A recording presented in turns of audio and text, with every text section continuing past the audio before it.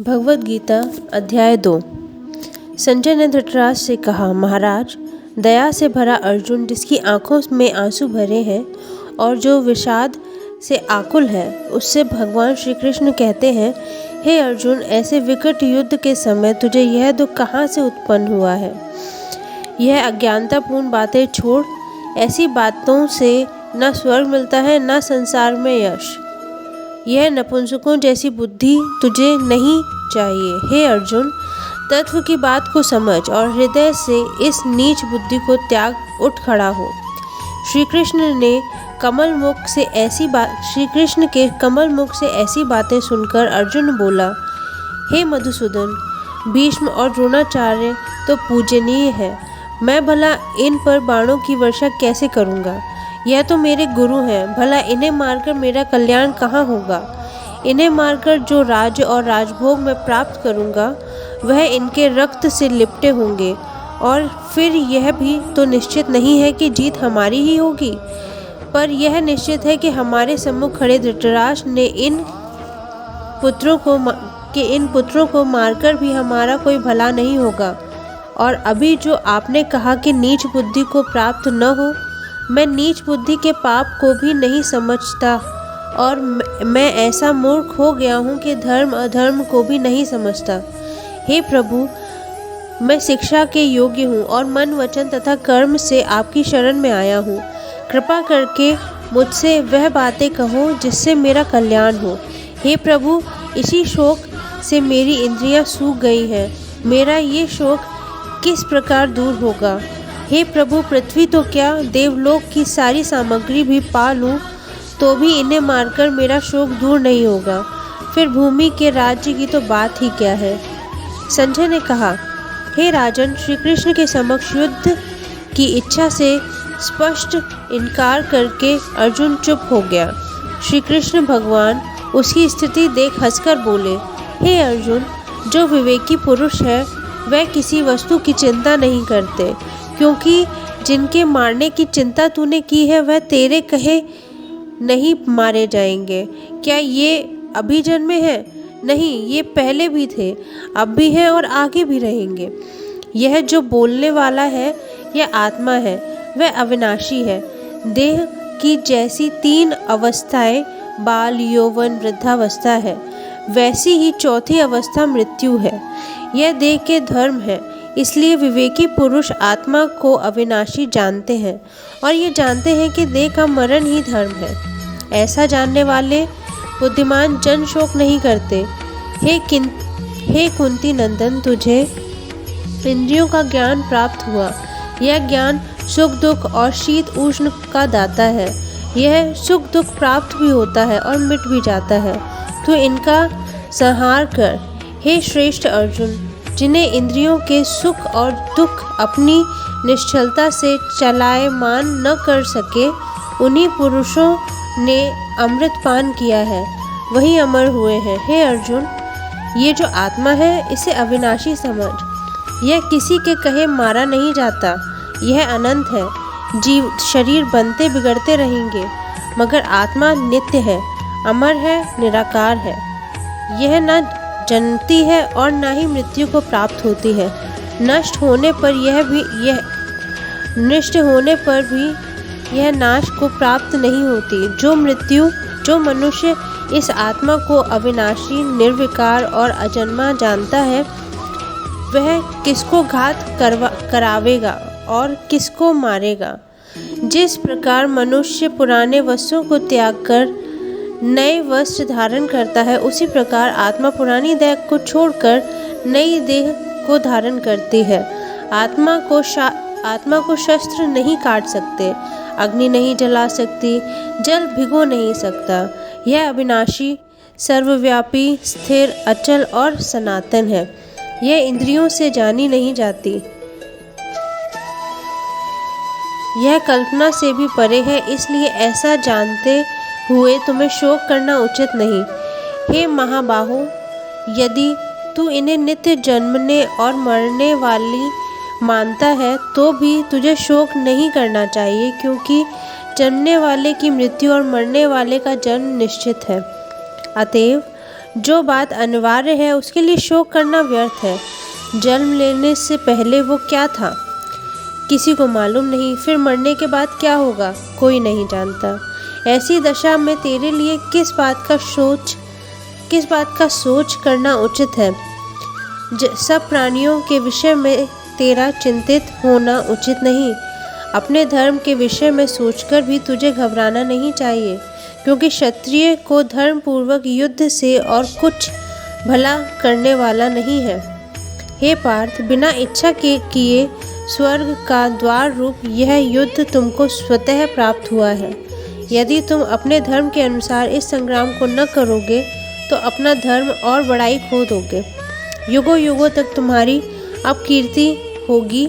हे अर्जुन, जो प्रतिष्ठित लोग हैं उनके लिए अपक्षय का होना मृत्यु से भी बढ़कर है। ये सभी महारथी जो यहाँ मौजूद हैं तुम्हें युद्ध में विमुख हुआ देखकर समझेंगे कि अर्जुन डरकर संग्राम से हट गया, और अब तक जो लोग तुम्हारा मान करते थे वे अपक्षय करने लगेंगे। शत्रु लोग तुम्हारे पराक्रम की निंदा करते हुए अनेक न कहने योग्य वचन कहेंगे। इससे बढ़कर दुख तुम्हें और क्या होगा। हे अर्जुन, यदि तुम युद्ध में नष्ट भी हो जाओ तो स्वर्ग का सुख भोगोगे, और यदि जीतोगे तो पृथ्वी पर राज करोगे। अतः युद्ध के निमित्त दृढ़ प्रतिज्ञ होकर खड़े हो जाओ। सुख दुख, लाभ हानि, जय पराजय, इन्हें समान समझकर लड़ने के लिए तैयार हो जाओ। ऐसा करने से तुम्हें पाप नहीं लगेगा। हे पार्थ, यह ज्ञानोपदेश ज्ञान योग के विषय में तुमसे कहा गया है। अब निष्काम कर्मयोग के विषय में सुन। जिस ज्ञान को पाकर कर्म बंधन से तेरी मुक्ति होगी। एक बार प्रारंभ हो जाने पर कर्म का नाश नहीं होता, विघ्न पड़ने पर भी वह शुभ फल देता है। इस कर्म का प्रारंभ ही संसार के भय से छुड़ाकर पूर्ण ब्रह्म को प्राप्त कराता है। हे अर्जुन, निश्चय करने वाली बुद्धि इस निष्काम कर्म में एक ही है, और कामना वाले पुरुषों की बुद्धि एकाग्र नहीं होती, उसकी शाखाएं प्रशाखाएं होती हैं। ऐसी दशा में मनुष्य संदेह में रहता है। हे अर्जुन, अज्ञानी उस कर्मफल को बखान करने वाले वाणी के अनुसार स्वर्ग सुख से बढ़कर कुछ नहीं समझते। स्वर्ग सुख को ही जो उत्तम पुरुषार्थ समझते हैं, उनका कामनाओं से चित्त व्याकुल होने के कारण निश्चयात्मक बुद्धि से मोक्ष साधन को नहीं उत्पन्न होता, कारण कि उनका चित्त सदैव भोगादि में निमग्न रहता है।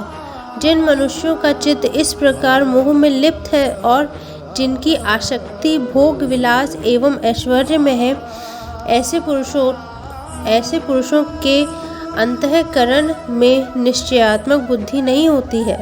हे अर्जुन, वेद त्रिगुणात्मक सकाम है, तुम निष्काम हो जाओ। सुख दुख को समान समझकर नित्य योग क्षेम आदि स्वार्थों में न पड़कर धीरज वाला और आत्मनिष्ठ हो। जैसे छोटे छोटे अनेक जलाशयों में मनुष्य कार्य सिद्ध नहीं होता है और बड़े जलाशयों से वे सब प्रयोजन अनायास ही सिद्ध हो जाते हैं, उसी प्रकार सभी वेदों में कहा हुआ काम कर्मों का फल ब्रह्म में भक्ति रखने वाले मनुष्य को सहज ही प्राप्त होता है। तुम्हें केवल कर्म करना चाहिए, फल तुम्हारे अधिकार में नहीं है। तुम ना तो फल की अभिलाषा से काम करो, ना निकम्मे ही रहो। फल की आशा को त्याग कर कार्य की सफलता को समान मानकर तुम योगस्थ होकर कर्म करो। यदि कर्म ज्ञान योग है, तुम बुद्धि योग सहित कर्म से अन्य कर्म अत्यंत हीन है। हम बुद्धि योग सहित कर्म से अन्य कर्म अत्यंत हीन है, इसलिए तुम बुद्धि योग का आश्रय ग्रहण करो। फल की इच्छा रखने वाले निकृष्ट होते हैं।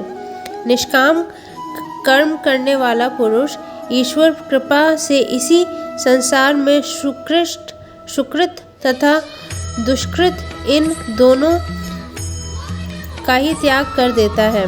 इसलिए तुम निष्काम कर्म में प्रवृत्त हो। कर्म फल को त्याग कर ही बुद्धि युक्त यानी पुरुष जन्म बंधन से हटकर मोक्ष को प्राप्त होते हैं। जब तुम्हारी बुद्धि मोह रूपी दलदल से बाहर निकल जाएगी, तब तुम्हारा मन आगे सुनने वाली तथा हो चुकी बातों से विरक्त हो जाएगा। हे अर्जुन, अनेक श्रुति स्मृतियों के वचनों को सुनने से हमारी बुद्धि भ्रमित हो गई है।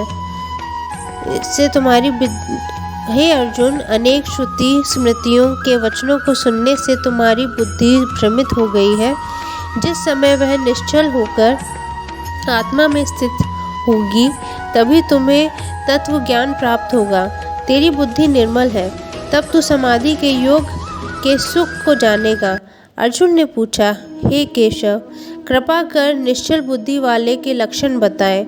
वह किस प्रकार बोलता है, किस प्रकार बैठता है, उसके बातचीत करने का ढंग क्या है, वह किस भांति चलता है। यह सुनकर श्री कृष्ण भगवान बोले, हे अर्जुन, जिसके मन में कोई कामना नहीं और जो अपनी आत्मा में ही संतुष्ट है, उसे तू निश्चल बुद्धि जान। जो न किसी दुख से दुखी होता है और न सुख की कोई इच्छा रखता है, जिसे किसी से भय नहीं है, किसी से मोह नहीं है, जिसे न किसी से बैर है न प्रीति, जिसका किसी के साथ बैर नहीं है और जो न क्रोध करे, उसकी बुद्धि निश्चल है। जिसे अप्रिय वस्तु पाकर शोक न हो, जिसकी सभी इंद्रियां उसी प्रकार अपने वश में है, जिस प्रकार कछुआ अपने अंगों को समेट लेता है, उसे भी तू निश्चल बुद्धि ही जान। हे प्रिय सखा अर्जुन, विवेकी पुरुष इंद्रियों को जीतने का यत्न तो बहुत करता है, फिर भी इंद्रियों को तू बलवान जान। ये मन को डोर से चला देती हैं। अतः तू इंद्रियों को वश में कर। किस प्रकार वश में कर, अब ये सुन। इंद्रियों का चेता मुझ में रख। मन के कारण ही इंद्रियां विजेता है, मगर जब तू मन को मुझ में लगा लेगा तो इंद्रियां स्वयं ही जीती जाएंगी। जिसकी इंद्रियां उसके वश में है, उसे भी तू निश्चल बुद्धि ही जान। अब ये सुनो कि जो लोग मेरा नाम नहीं लेते, मेरा ध्यान नहीं करते, उसके कार्य किस प्रकार बिगड़ते हैं। जब मनुष्य विषयों की बात करे और उनका चिंतन करे, उस समय वह उनके संग होता है। उस संग से मनुष्य के मन में काम आदि की भावनाएं उपजती हैं। काम से क्रोध पैदा होता है, क्रोध से लोभ मोह और लोभ मोह से चैतन्य का विनाश होता है। बुद्धि नष्ट होने से वह पशु की तरह हो जाता है। यही कारण है कि मेरे भक्त कभी भी संसारी मनुष्य का संग नहीं करते। मेरे नाम के सिवा वह कुछ भी संकल्प नहीं करते। मेरे भक्तों को यही मेरी आज्ञा है। हे अर्जुन, अब यह भी सुनो कि मेरे भक्त भोजन छादन को अंगीकार कैसे करें। मेरी आज्ञा से जैसा मिला वैसा भोग लिया, और जिनका मन मुझ में रमा रहता है उन पर मैं बड़ी कृपा करता हूँ। मेरी कृपा से ही उनके तन मन के दुखों का नाश होता है और वे सदा प्रसन्न रहते हैं। अब नास्तिकों की गति जान। नास्तिक कौन है, परमेश्वर कहाँ है और किसने देखा है, ऐसा कहने वाला नास्तिक है। उनकी श्रद्धा मुझ में नहीं लगती और श्रद्धा के बिना शांति नहीं मिलती। शांति बिना सुख नहीं है, इसलिए नास्तिक बुद्धि सदैव दुखी रहते हैं। जिस प्रकार वायु नाव को जल से खींच ले जाती है, उसी प्रकार इंद्रियां मन को खींच जहाँ तहाँ ले जाती हैं और मनुष्य की बुद्धि का नाश कर देती हैं।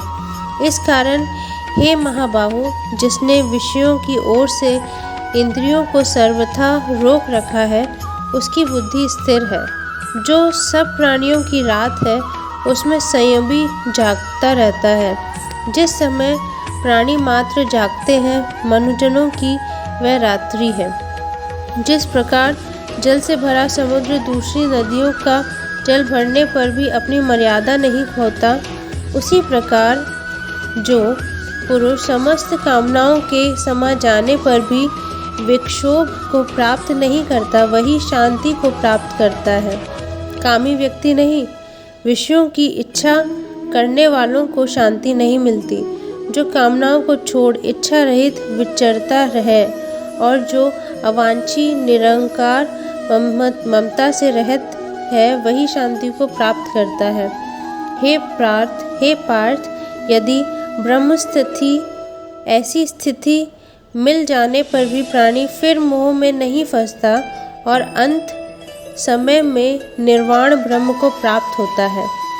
इति श्रीमद् भगवद गीता सूपनिषत्सु ब्रह्म विद्यायां योगशास्त्रे श्री कृष्ण अर्जुन संवादे सांख्य योगो नाम द्वितीयो अध्यायः।